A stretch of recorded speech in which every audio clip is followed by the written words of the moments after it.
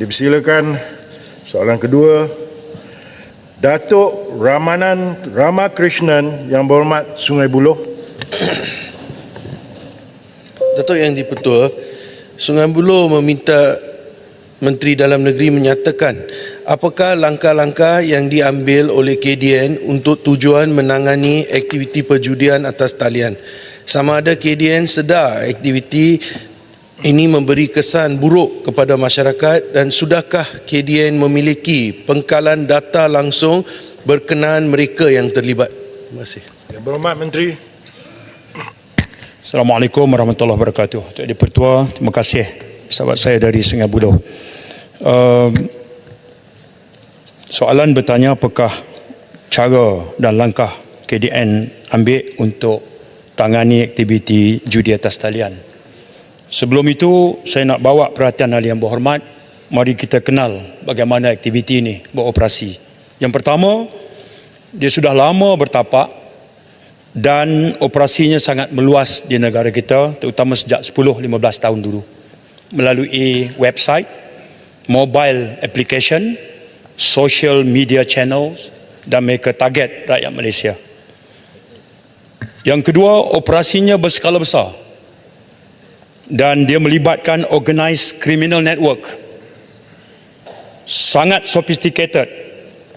Mereka punya significant financial resources dan mereka punya keupayaan teknologi dan jaringan antarabangsa. Tuan Pertua, bila kita kenal operasi mereka, soalan bertanya, apakah kerajaan sudah punya pengkalan data? Bukan saja KDN, khususnya polis dengan pelbagai unit, CID, AMLA dan segala macam. Kita juga berkolaborasi dengan Bank Negara Malaysia dan juga dengan Kementerian Komunikasi dan Digital. Di pihak pasukan polis, kita ada pengkalan data yang kita namakan Integrated Police Reporting System. Kita ada Central Criminal Intelligence Unit. Melalui pengkalan data ini, kita boleh mengenal pasti hierarki sindiket. Kita boleh mengenal pasti organized criminal network, jaringan jenayah yang terancang. Dan kita boleh bangunkan maklumat jenis-jenis game online gambling ini, platform yang mereka gunakan, operators mereka, mastermind di sebaliknya. Kita juga tahu bagaimana trend online gambling ini, websitenya, operatorsnya. Sedang saya jawab ini, Datuk Yang Di-Pertua, aktiviti ini sedang berlangsung. Ini contoh, lebih 100 laman web. Cuma kita ni orang baik, kita tak masuk lah. Ini satu minggu, kalau ekor dia saja, judi ekor, dia banyak jenis ya, ekor saja, itu 200 juta anggaran seminggu. Dengan senang aja. Saya boleh baca sini ya. Senang aja. Dia punya nama-nama, saya tak maulah promo nanti sebab jawapan kita ni ditonton. Bukan nak promo. Tapi dia ada Mushroom Group, ada Winbox, ada My Game, ada The One. Kita kenal. Polis melalui pengkalan data tahu bagaimana operasi, jenis-jenisnya. Baik. Kerana itu, apakah langkah yang kerajaan ambil? Dari sudut perundangan, kita ada sekurang-kurangnya di bawah kawal selia kita ada 2. Akta Rumah Judi Terbuka 1953. Akta Pertaruhan 1953. Ini akta yang kita ada, Datuk Ketua. Sekarang 2023. Akta 1953 ni tak pernah dipindah. Siapa yang patut pindah? Parlimen. Ahli politik. Tapi pindaan itu tak berlaku. Ada usaha 2019. Tapi sangat perlahan. InsyaAllah saya akan bincang perkara ini dengan Muhammad Perdana Menteri Tambun. Sebab akta ini di bawah kawal selia Kementerian Kewangan juga. 1953, judi masa itu mungkin belaga ayam aja. Sekarang ini Datuk Ketua, judi atas talian. Akta yang kita guna pakai masih sama. Kalau polis nak ambil tindakan, mereka challenge di mahkamah, judi atas talian tak termasuk dalam akta rumah judi terbuka dan akta pertaruhan. Mereka menang. Jadi kita mesti ada tekad politik untuk pindah. Apa lagi kita buat? Kita blok akses kepada website. Kita blok. 2021 sehingga Mei 2023 kita dah blok 2119 laman web. Tapi Tuan Pertua, kita blok, lepas tu dia ada mirror site pula. Sebab itu pasukan polis mesti 2-3 langkah ke hadapan. Tuan Pertua, kita create public awareness, orang awam jangan terlibat. Tapi channel Telegram, kalau yang berhormat buka Telegram, kita tak minta, dia invite kita dengan aktiviti setiap masa, setiap saat dia invite. Telegram. Tapi kalau kerajaan blok Telegram, kita dikatakan tidak business friendly. Ini ancaman baru bila kita sebut soal ini. Sebab itu, Datuk Yang di-Pertua, saya bagi jaminan tekad politik baru kerajaan baru ini. Pertama, undang-undang yang lama itu kita mesti lakukan pindaan dan lakukan segera, dia tak boleh perlahan. Yang kedua, pihak pasukan polis akan meningkatkan keupayaan kita untuk mengatasi perkara ini melalui pengumpulan data yang kalau kita kumpul data itu secara kredibel, dan bila kita buat satu operasi itu targeted, ya, dan kita harus punya azam politik untuk membenteras bahawa ini bukan hanya tanggungjawab the government of the day, tetapi tanggungjawab seluruh rakyat Malaysia yang tak mahu elemen yang merosakkan masyarakat ini bermarajalela. Terima kasih. Yang berhormat, soalan tambahan. Yang berhormat, Sungai Buloh. Terima kasih Yang Berhormat Menteri atas jawapan yang diberikan. Berdasarkan apa yang telah disampaikan oleh Yang Berhormat Menteri, ini membuktikan apa yang dikatakan oleh Yang Berhormat Tambun, Perdana Menteri, berkaitan judian atas talian ataupun online gaming ini adalah benar. Soalan tambahan saya ada 2 bahagian. Pertama, yang menjadi pertanyaan saya adalah kenapa KDN tidak bekerja sama dengan KKD untuk menyelesaikan masalah ini? Kedua, apakah yang menyukarkan pihak polis mengambil tindakan? Adakah wujudnya political patronage? Apakah tindakan yang akan diambil oleh Kementerian Dalam Negeri untuk menyelesaikan masalah ini? Terima kasih. Silakan Yang Berhormat Menteri.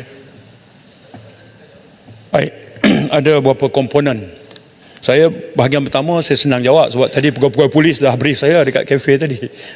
Bahagian kedua ni saya kena ambil tanggungjawab untuk menjelaskan sedikit lagi. Dia ada 2 bahagian di situ.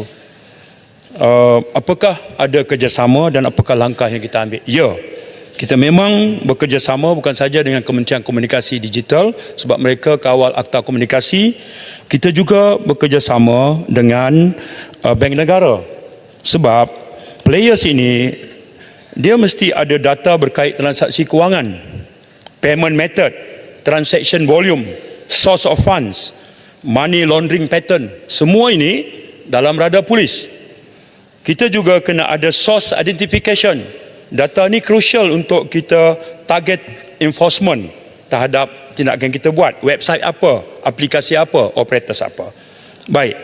Apakah ada political patronage, naungan politik, Datuk Yang di-Pertua? Hal ini bukan hanya negara kita. Satu dunia dengan ledakan teknologi baru ini berdepan dengan perkara ini. Tak kiralah Amerika ke Eropah ke, sebutlah lah. Untuk saya berdiri di sini mengatakan Malaysia ini aktiviti online illegal, online gambling ini bebas daripada political patronage, orang akan ketawakan kita. Ya, memang wujud elemen naungan politik ke atas players ini. Ada. Affirmatively ada. Datuk Yang di-Pertua, dari situlah datang influence dan protection. Dari situlah datang corruption and bribery. Dari situlah wujudnya tipis political will untuk mengadakan dan membaharui tekad untuk memerangi perkara ini habis-habisan. Jadi pusingan dia adalah players dinaungi dan dia membalas dia punya political master. Political master melindungi dia supaya tindakan tak diambil. Contoh, maklumat dibocorkan. Contoh, polis faham sungguh-sungguh tentang pattern ini. Wujud. Sebab itu, saya imbas sewaktu Tambun pada peringkat awal menyebut elemen ini. Dan kemudian SPRM melakukan siasatan dan tidak ada maklumat yang korporatif. Tapi di peringkat pasukan polis, radar yang kita kesan dengan semua data yang saya sebutkan tadi, ini memang memerlukan perhatian berat. Ya, bahkan kita akan tengok semak balik apakah wujud kelulusan-kelulusan baru, lesen-lesen baru umpamanya, ataupun wujud atau tidak naungan-naungan ini yang membabitkan orang politik tertentu. Untuk ini Pertua, saya nak sebut bahawa ya, political patronage ini adalah kekangan terbesar yang dihadapi oleh KDN, oleh pasukan polis dan oleh kerajaan seluruhnya. Terima kasih. Yang Berhormat Kota Baru. Terima kasih Datuk Yang di-Pertua dan terima kasih pada sahabat saya Menteri Dalam Negeri yang beri jawapan yang cukup baik.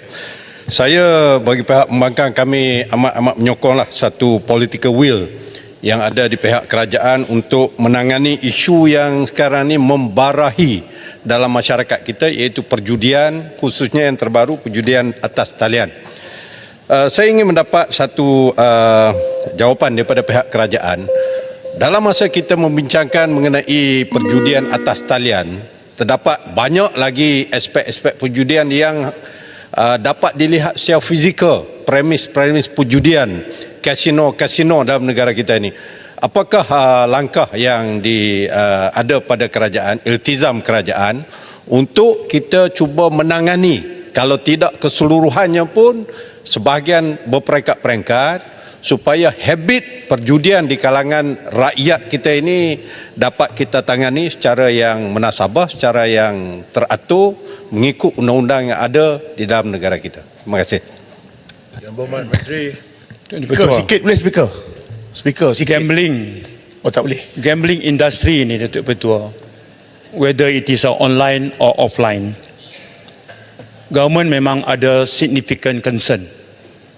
And government is actively taking measures to combat it. Dengan izin, memang kita memberikan keprihatinan yang tinggi, yang signifikan, dan memang kita secara aktif mengambil langkah untuk combat.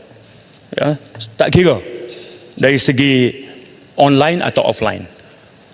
Tadi saya sebut dari segi perundangan, Akta 1953 itu 70 tahun kita kena ubah di sini. Akta itu Yang Berhormat Kota Baru tak masuk, online gambling tak masuk dalam tu sampai hari ini. Okey. Kelompongan itu menyebabkan pasukan polis tak ada keupayaan. Bantras buat IP, hantar ke AG, naik ke mahkamah, nak cas bawa apa. Akhirnya denda cuma 50,000 di bawah akta kesalahan kecil. Dan itu tak padan, sedangkan industri ini multi-billions. Saya nak sebut begitu. Baik. Tekad politik government of the day tak perlu kita petikai. Yang Berhormat pernah ada dalam kerajaan, pernah pegang Menteri Undang-Undang. Okey, sahabat saya dari Bagan Serai, sahabat lama saya, pernah jadi Menteri Agama. Okey. Saya tak pernah petikai soal political will kita untuk tengok aktiviti tak boleh biar berleluasa. Kita kena gembeling tenaga kita sedaya mungkin. Ini bukan nak soal tuding apa-apa. Sebab itu saya sebut tadi dalam konteks yang rakan saya Sungai Buloh tanya apakah wujud political will, saya jawab secara afirmatif. Wujud dalam radar polis.